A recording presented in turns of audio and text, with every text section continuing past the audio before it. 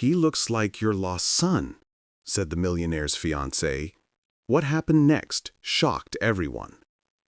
Rain lashed against the tinted windows of the sleek black town car, blurring the glittering city lights into streaks of gold and neon.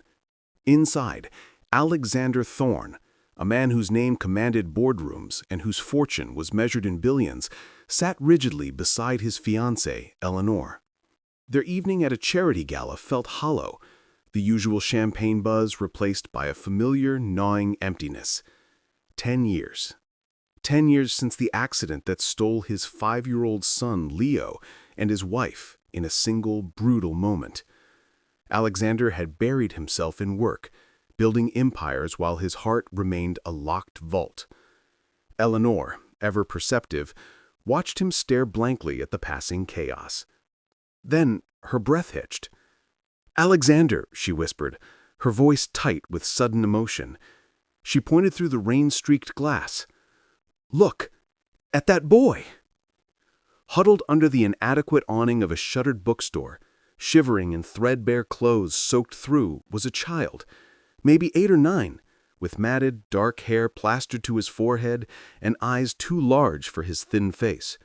He clutched a sodden piece of cardboard like a shield against the downpour.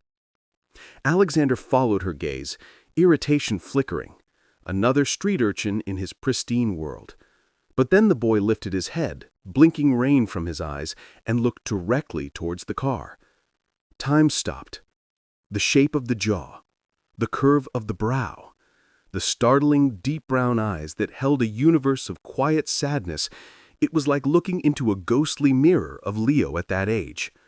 A physical blow struck Alexander's chest, stealing his breath. His knuckles whitened on the leather seat. He looks like your lost son," Eleanor murmured, her tears welling in her own eyes, her hand finding his, cold and trembling. Alexander didn't speak. He threw open the car door and stepped into the deluge, ignoring the driver's startled protest. Rain instantly soaked his tailored suit, but he didn't feel it. He walked towards the boy, his heart hammering against his ribs like a trapped bird. The boy flinched, shrinking back, eyes wide with fear. "Hey," Alexander said, his voice rough, unused to gentleness. He crouched down, ignoring the puddle soaking his trousers, bringing himself to the boy's level. He saw the raw vulnerability, the ingrained wariness of the streets, but beneath the grime and fear, the resemblance was undeniable, haunting. The boy said nothing, just stared, shivering violently. Alexander didn't hesitate. He shrugged off his expensive cashmere overcoat, worth more than the boy had likely seen in his life, and gently draped it around the small, trembling shoulders. The weight and warmth seemed to momentarily stun the child. Alexander held out a hand, not demanding, just offering. "Come on, let's get you somewhere dry." Back in the car, wrapped in Alexander's coat, the boy sat silently, eyes darting between Alexander and Eleanor. Eleanor produced a thermos of hot chocolate from her designer bag, her usual poise replaced by fierce maternal concern. At the penthouse, doctors were discreetly summoned.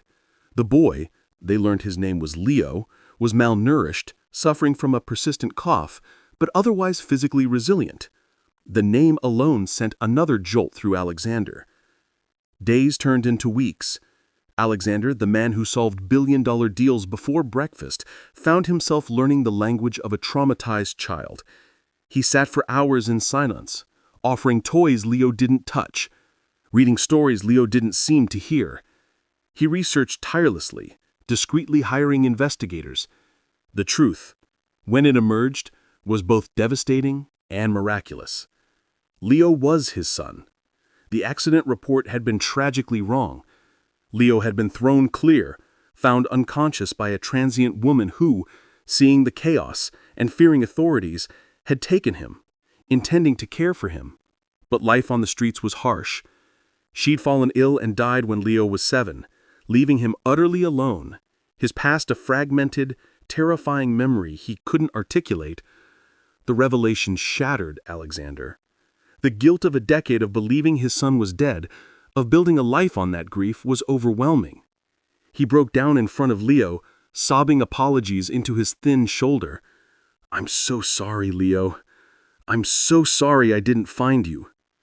Leo, after a long, silent moment, lifted a small, hesitant hand and patted his father's back. It was the first voluntary touch. The journey wasn't instant magic. Trust, once shattered, takes time to rebuild. There were nightmares, moments of confusion, the deep-seated fear of abandonment. But Alexander was relentless. He canceled meetings, delegated empires, and simply was there. He learned to make Leo's favorite pancakes, burnt the first dozen times. He sat through hours of Lego building in comfortable silence. He held Leo's hand during thunderstorms, a stark reversal of roles. Eleanor, witnessing this transformation, fell even deeply in love with the man rediscovering his heart. She became Leo's fierce advocate, her elegance now channeled into creating a safe, warm home.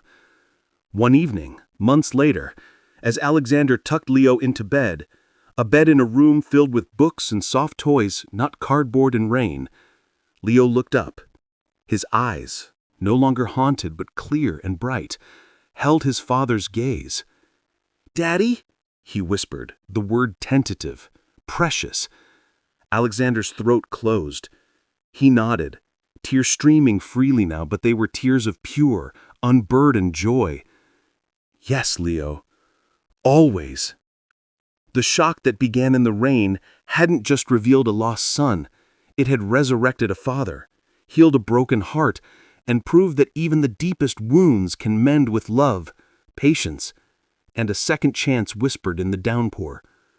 The billionaire hadn't just found his son. He had finally found his way home. If you believe in kindness and a second chance, please like, share, and subscribe to ACA Storytales for more emotional stories. Your support helps us spread hope to millions. Thanks for watching.